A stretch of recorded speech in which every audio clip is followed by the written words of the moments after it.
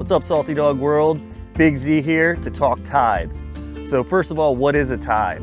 A tide is the change in the depth of the ocean, and it's forced by the gravitational pull of the sun and the moon. So you get 2 high tides every day and 2 low tides every day. So high tide is when the moon and the sun are traveling over land and it pulls the deeper water onto shore. And then as everything rotates and the moon and the sun are back over in the middle of the ocean, it starts pulling that water back out to sea. So that's the basics of a tide. Here in the Lowcountry, we get some pretty extreme tide swings. So twice a month, we get what's called a spring tide.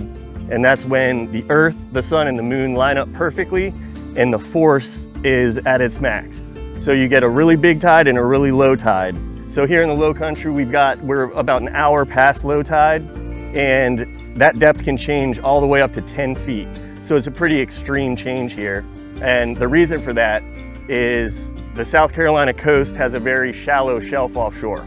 It's not very deep, and then we have huge rivers, creeks, and big channels. So as the water dumps into those bigger channels, it takes a lot more force to pull back out. So you got deep inshore water and very shallow offshore water, and that creates big tide swings here, where if you go along the rest of the continental East Coast, it's much more subtle.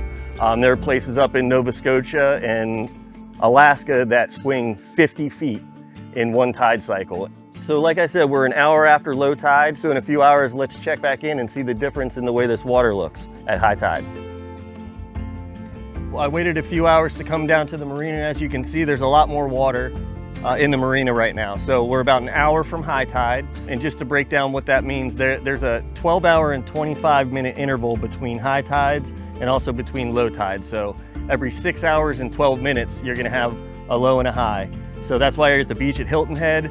You're gonna have to move that chair quite a bit to keep up with the tides each day. So come on down and check us out and have a great day.